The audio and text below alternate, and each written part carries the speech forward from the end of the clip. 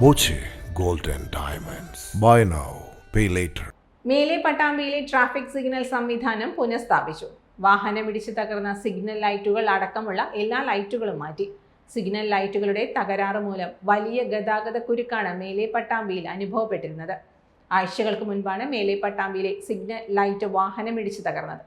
ഇതോടെയാണ് പട്ടാമ്പി നഗരത്തിൽ രൂക്ഷമായ ഗതാഗത കുരുക്ക് ഉണ്ടായിരുന്നത്. മേലെ പട്ടാമ്പി ജംഗ്ഷനിൽ നിന്നും ബസ് സ്റ്റാൻഡ് ഭാഗത്തുള്ള സിഗ്നൽ പോസ്റ്റിലാണ് വാഹനമിടിച്ചത്. ഇതോടെ 2 പോസ്റ്റുകളിലെ സിഗ്നൽ സംവിധാനവും തകരാറിലായി. ചുവപ്പ് ലൈറ്റ് മാത്രം പ്രവർത്തിക്കും. പച്ച ലൈറ്റുകളും ടൈമറും പ്രവർത്തിക്കില്ല. ഇതോടെ വാഹനം കടന്നു പോകാനുള്ള സിഗ്നൽ അറിയാതെ ഡ്രൈവർമാർ ആശയക്കുഴപ്പത്തിലാവുകയും തുടർന്ന് ഗതാഗത കുരുക്ക് ഉണ്ടാകുകയുമാണ് പതിവ്. സിഗ്നൽ ലൈറ്റുകൾ പ്രവർത്തന സജ്ജമായതോടെ ഗതാഗത കുരുക്കിനും താൽക്കാലിക പരിഹാരമായി. ഇതോടൊപ്പം സിഗ്നൽ ജംഗ്ഷനുകളിൽ ഡിവൈഡറുകളും സ്ഥാപിച്ചിട്ടുണ്ട്.